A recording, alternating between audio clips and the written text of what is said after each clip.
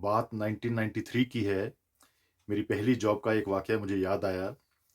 है तो बड़ा मासूम, पर उसमें एक बहुत बड़ा लेसन है।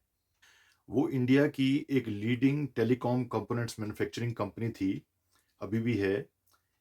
मेरे बॉस को कंपनी ने सीमेंस जर्मनी भेजा कुछ मशीनें खरीदने के लिए। करीब 10-12 दिन के उस दौरे में उन्होंने सिलेक्टेड मशीन्स को जाँचा, समझा, ऑपरेट करना सीखा, वारंटी, मेंटेनेंस की जानकारी ली। तभी वो मासूम बात हुई जिसका मैंने ज़िक्र किया। मशीन्स को चेक करने के बाद उन्होंने इंस्टिंक्टिवली सीमेंस के अधिकारियों से कहा कि आपने मशीन्स वगैरह तो सब दे दी, वोल्टेज स्टेबलाइज़र नहीं दिए। ये सुनकर सीमेंस मैनेजर हैरानगी में बोले, "वोल्टेज स्टेबलाइज़र? What's that?" इस पर मेरे बॉस की बारी थी हैरान होने की।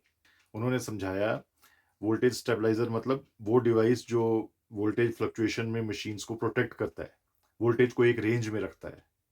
पर उनकी हैरानी और बढ़ गई जब जर्मन टीम ने उन्हें बताया कि ऐसा कोई डिवाइस उनके पास नहीं है, वो नहीं बनाते। उन्होंने पहली बार सुना ऐसा डिवाइस। यहाँ जर्मनी में वोल्टेज फ्लक्चुएशन कभी नहीं होती, चांस ही नहीं। मेरे बॉस ने अपने इंडिया हेड ऑफिस फ़ोन करके सारी सिचुएशन अपने सीनियर्स को बताई और ये डिसाइड हुआ कि कंपैटिबल वोल्टेज स्टेबलाइज़र्स हम इंडिया से ही खरीदेंगे। पर सबको एक झटका ज़रूर लगा। जब वापस आकर बॉस ने मुझे ये किस्सा सुनाया, तो हम खूब हँसे और हैरान भी हुए। क्लियर था कि जर्मनी ने अपना इलेक्ट्रिसिटी डिस्ट्रीब्यूशन इंफ्रास्ट्रक्चर और उसकी क्वालिटी इस तरह से डिज़ाइन और मैनेज की थी कि वोल्टेज में उतार-चढ़ाव की समस्या की संभावना ही खत्म कर दी थी उन्होंने। आफ्टर ऑल वोल्टेज स्टेबलाइज़र की क्या ज़रूरत अगर वोल्टेज फ्लक्चुएशन हो ही ना, कितना पैसा, नुकसान और सिरदर्दी बचती होगी। देखने सुनने में ये एक छोटी-सी बात लगती है, पर देश, अर्थव्यवस्था और इवन हमारे जीवन के लिए इसमें बहुत बड़ी सीख छुपी है। वो ये कि समस्या को हल करना अच्छी बात, पर कैसा हो कि समस्याओं को जड़ से ही खत्म कर दिया जाए।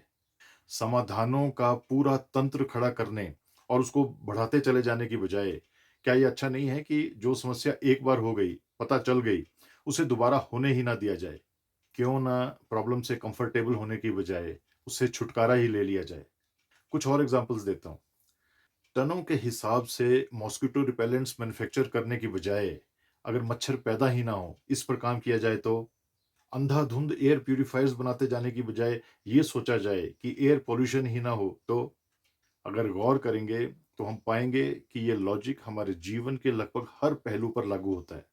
हमारी आधी से भी ज़्यादा ज़िंदगी और एनर्जी और पैसा समस्याओं से जूझने में खर्च हो रहा है। हम ज़िंदगी कब जिएँगे? तरक्की कब करेंगे? कहीं हमारा फ़ोकस गलत जगह तो नहीं? समस्याओं का ड्रम खाली करने के साथ-साथ ये देखना भी ज़रूरी है कि ऊपर से समस्याओं का नल भी बंद है या नहीं? बड़े-बड़े हॉस्पिटल बनाते चले जाना, अच्छी बात, पर कैसा रहे कि कोशिशें की जाएँ कि लोग बीमार ही कम पड़ें। पुलिस फ़ोर्स बढ़ाते चले जाना, कोर्ट्स खोलते चले जाना, नई जेलें बनाते चले जाना, अच्छी बात, पर कैसा रहे अगर कोशिश की जाए कि अपराध और अपराधी ही कम हों, ऐसा एनवायरनमेंट बनाया जाए। सिम्पटम्स का हमेशा ट्रीटमेंट करते रहने से अच्छा है रूट कॉज़ का ट्रीटमेंट करें। Prevention is better than cure. कम से कम हम अपनी लाइफ़, अपने घर, अपने सर्कल ऑफ कंट्रोल से शुरुआत तो कर ही सकते हैं। Thank you so much for your time. God bless you.